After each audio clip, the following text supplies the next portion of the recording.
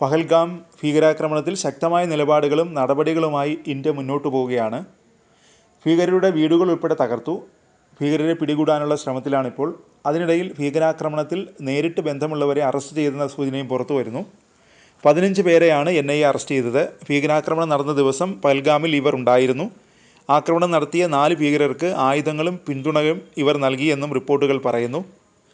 ഭീകരാക്രമണം നടത്തുമ്പോൾ പഹൽഗാമിലും സമീപ പ്രദേശങ്ങളിലും ഇവർ ഉണ്ടായിരുന്നതായി NIA കണ്ടെത്തിയിട്ടുണ്ട്. ഭീകരർക്ക് ആയുധങ്ങൾ എത്തിച്ചു നൽകിയത് ഇവരാണെന്നും NIA പറയുന്നു. ഫോൺ വിവരങ്ങൾ, CCTV ദൃശ്യങ്ങൾ എന്നിവ കേന്ദ്രീകരിച്ച് നടത്തിയ അന്വേഷണത്തിലാണ് ഇവർ പിടിയിലായത്.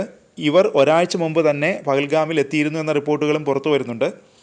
ഭീകരാക്രമണ ശേഷം പഹൽഗാമിൽ നിന്ന് ഈ 15 പേരും അപ്രത്യക്ഷരാകുകയും ചെയ്തു. മൊബൈൽ ഫോൺ കേന്ദ്രീകരിച്ച് നടത്തിയ അന്വേഷണത്തിലാണ് ഇവർ അന്വേഷണ സംഘത്തിൻ്റെ പിടിയിലായത്.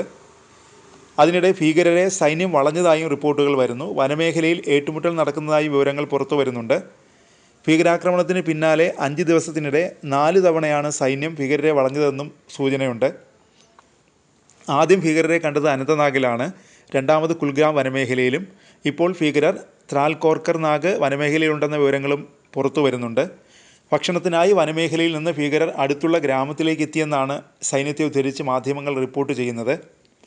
അതിനിടെ ശക്തമായ നടപടികളുമായി ഇന്ത്യ മുന്നോട്ട് പോവുകയാണ്.